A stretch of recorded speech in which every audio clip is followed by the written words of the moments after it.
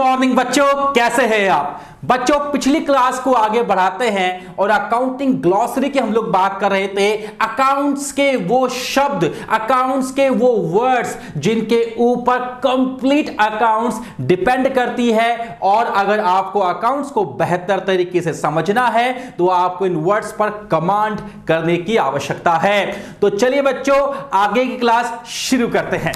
बच्चों, जैसा आपको बोर्ड पर दिख रहा है, आज का जो नया वर्ड है उसका नाम है अकाउंट। अकाउंट सबसे पहले मैं आपको बहुत सिंपल लैंग्वेज में समझा देता हूं। देखिए बच्चों, अकाउंट्स जो है वो स्टार्ट होती है ट्रांजैक्शन से, राइट। तो जब जब कोई भी ट्रांजैक्शन होगा इकोनॉमिक नेचर का, सर थोड़ा और सिंपल कर दीजिए ना, तो सिंपल समझ लीजिए। मान लीजिए आप किसी दुकान पर जाते हो, किसी शॉप पर जाते हो, और वहां जाकर आप 10 रुपए का एक लक्स परचेज कर लेते हो। लक्स मेरी खूबसूरती का राज, ऐसा शाहरुख खान बोलता है, राइट। तो 10 रुपए का जो आपने साबुन परचेज किया है, आपने सोप परचेज किया है, इसे इकोनॉमिक एक्टिविटी कहा जाएगा, क्योंकि इसमें पैसे का यानी करेंसी का लेन देन यहां पर हुआ है। बार्टर सिस्टम अब नहीं चलता, अब करेंसी के थ्रू जो है आप, पैसे के थ्रू जो है आप कोई चीज खरीदते हो और कोई चीज आप बेचते हो, राइट। तो ये इकोनॉमिक एक्टिविटी हुई, और यहां पर कुछ लिया है आपने और कुछ दिया है, तो ये ट्रांजैक्शन भी हो गया, राइट। तो कहने का मतलब यह है कि जो आपकी अकाउंट है वो ट्रांजैक्शन से शुरू होती है। अकाउंट्स में सबसे पहले ट्रांजैक्शन होगा, ट्रांजैक्शन होने के बाद उसकी जर्नल एंट्रीज बनाई जाएगी, और जर्नल एंट्रीज बनाने के बाद में उसमें अकाउंट्स बनाए जाते हैं। अकाउंट किस तरीके से बनाया जाता है, उसका क्या फॉर्मेट होता है, वो मैंने यहां पर आपके सामने बना रखा है। यहां पर आपके इस अकाउंट के दो हिस्से होते हैं, राइट। एक हिस्सा होता है आपके पास में डेबिट, और एक हिस्सा होता है आपके पास में यहां पर क्रेडिट। डेबिट के हिस्से में 4 चीजें लिखी जाती है, और क्रेडिट के हिस्से में भी 4 चीजें लिखी जाती है। यहां पर आपके सबसे पहले डेट आती है, उसके बाद पर्टिकुलर्स, उसके बाद में एलएफ का मतलब होता है लेजर फोलियो, जो हम लोग आगे और सीखेंगे, और फिर होता है अमाउंट। यही 4 चीजें आपके क्रेडिट साइड में भी आती है। डेट आती है, पर्टिकुलर्स, एलएफ और अमाउंट। तो 4 चीजें, date, particulars, LF, amount. Debit में 4 चीजें, डेट, पर्टिकुलर्स, एलएफ, अमाउंट, ये आपके क्रेडिट साइड में आती है, और इस तरीके से आपका अकाउंट बनता है, राइट बच्चों। अब इसके बाद हम लोग अगर आगे बात करें तो अकाउंट की डेफिनेशन क्या है, जो कि आपको अपने एग्जाम में लिखनी है, वो मैंने यहां पर बोर्ड पर लिख दी है। In actual practice the individual transactions of like nature are recorded, added and subtracted at one place. Such place is customarily termed as an account. कहने का मतलब यह है कि जो सेम नेचर की चीजें होती है, सेम नेचर के जो ट्रांजैक्शन होते हैं, उन सभी का अलग अलग अकाउंट बन जाता है।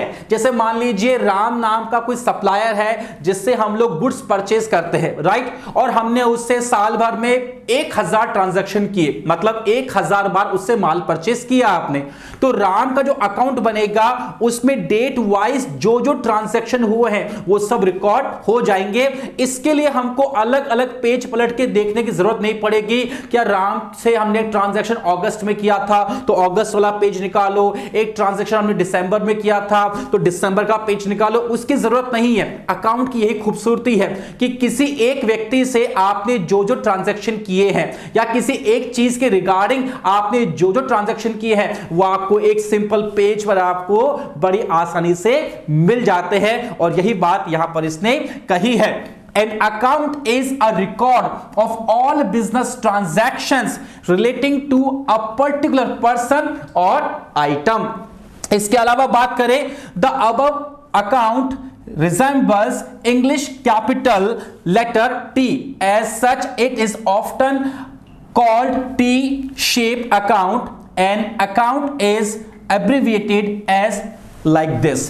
इसका मतलब मैं आपको शॉर्ट में समझा देता हूं कि जो पीछे अभी आपने ये अकाउंट का फॉर्मेट देखा, ये इंग्लिश का जो लेटर है टी उसकी शेप का दिखाई देता है, इसलिए इसे टी शेप अकाउंट भी कहा जाता है। और शॉर्ट में अकाउंट को हम लोग इस तरीके से लिखेंगे आगे जाकर। ये अकाउंट का एब्रिविएटेड यानी शॉर्ट रूप है।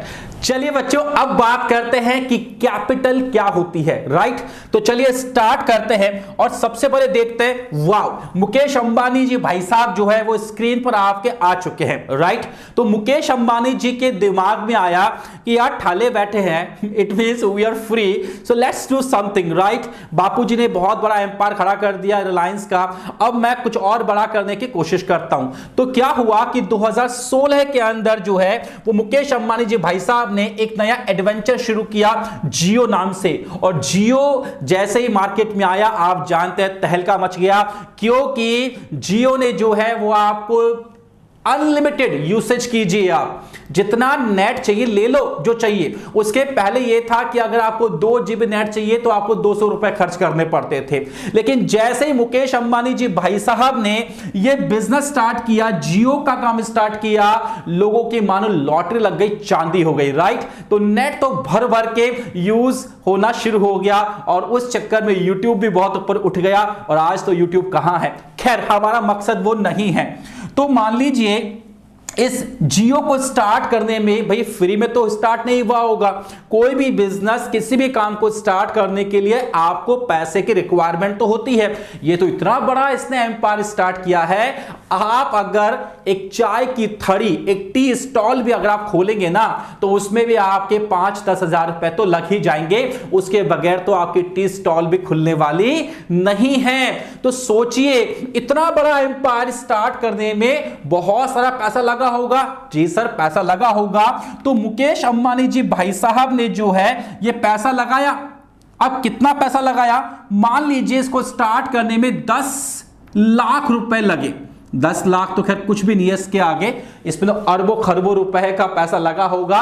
लेकिन मैं एक एग्जांपल लेके चल रहा हूं ताकि हमको समझ में आ जाए हमारा टॉपिक क्या है, राइट।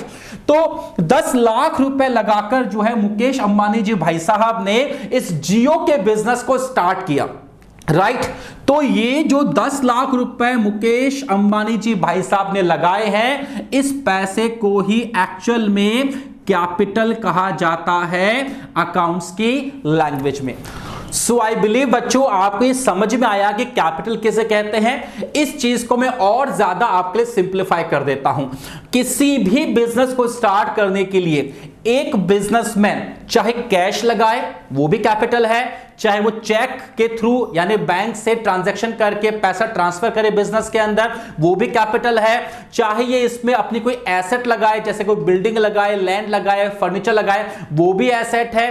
कहने का मतलब यह है कि एक बिजनेसमैन बिजनेस को स्टार्ट करने में जो कुछ भी लगाता है उसे हम कैपिटल कहते हैं। तो आइए अब बोर्ड पर हम लोग जो है कैपिटल की जो डेफिनेशन है उसको समझ लेते हैं, जो आपको एग्जाम में लिखनी है। जो पीछे मैंने समझाया वो आपकी प्रैक्टिकल नॉलेज है, उसको लेकर ही आपको अकाउंटिंग करनी है। लेकिन जब एग्जाम में लिखने की बारी आए तो इस तरीके से आपको लिखकर आना है। तो चलिए सबसे पहले देखते हैं क्या कहती है कैपिटल की definition. It refers to the amount invested by the proprietor in a business enterprises. Amount may be in the form of cash, goods or assets for the firm. It is a liability towards the proprietor. आओ मैं इसको आपको एक बार और समझा देता हूं।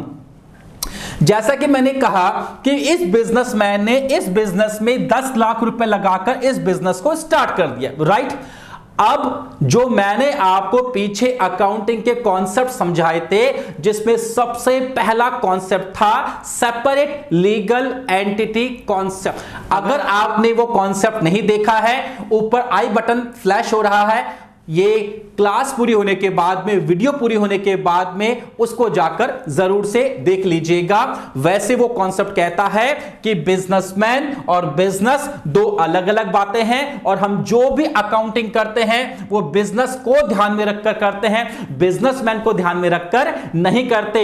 इसका मतलब यह हुआ कि जो 10 लाख रुपए इस मुकेश अंबानी जी भाई साहब ने बिजनेस में लगाए थे, ये 10 लाख रुपए तो मुकेश अंबानी जी के हैं, ये 10 लाख रुपए बिजनेस के नहीं हैं। तो इसका मतलब ये हुआ कि जो 10 लाख रुपए बिजनेस में लगा हुआ है वो तो बिजनेस का है ही नहीं, वो तो बिजनेस का है ही नहीं। इसका मतलब जब भी मुकेश अंबानी जी भाई साहब इस पैसे को वापस मांगेंगे तो बिजनेस को ये पैसा वापस देना पड़ेगा, राइट। तो जो चीज बिजनेस की नहीं है और उसको वापस करनी है, चाहे किसी को भी वापस करनी हो, उसे लायबिलिटी कहा जाता है। इसीलिए कैपिटल जो होती है वो आपकी क्या मानी जाती है, ये आपकी लायबिलिटी मानी जाती है। दिस इज द पॉइंट जो अभी आपने पीछे पैराग्राफ में देखा।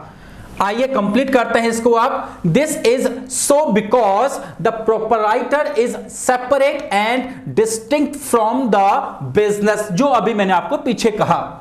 Capital is the amount with the help of which goods and assets are purchased in the business। ये कंप्लीट डेफिनेशन मैंने पीछे अभी आपको समझा दी। इसके बाद अगर आगे चले तो नोट बना के कह रहा है कि capital is also known as owner's equity और नेटवर्थ और नेट एसेट्स। जैसे आपके घर पे नाम होते हैं ना, जैसे मान लीजिए आपका नाम है जितेंद्र, ऑफिशियल आपका नेम है जितेंद्र, पर घर पे नाम होगा जीतू, पीतू, टीकू, मतलब ऐसे पैट नेम होते हैं ना, तो पापा मम्मी जो है वो प्यार से कुछ भी बोल देते हैं, राइट। वैसे ही जो आपकी कैपिटल है, इस कैपिटल के भी कुछ और नाम है जो आपको दिमाग में हमेशा रखने चाहिए। वो नाम कौन कौन से हैं? इसे आप ओनर्स इक्विटी भी कहते हैं, इसे आप नेटवर्थ भी कहते हैं और इसे आप नेट एसेट्स भी कहते हैं। कई बार न्यूज़पेपर में, कई बार आप यूट्यूब चैनल के ऊपर, कई बार आप जो है वो टीवी पर, टीवी शोज में देखेंगे कि मुकेश अंबानी की नेटवर्थ इतनी है, राइट। तो नेटवर्थ का मतलब इतना पैसा उसका बिजनेस में लगा हुआ है। तो बच्चों ये थी कैपिटल की डेफिनेशन। मिलते हैं अगली क्लास में अगले टॉपिक, अगली ग्लॉसरी के साथ। तब तक स्वस्थ रहिए, मस्त रहिए, अकाउंट्स पढ़ते रहिए।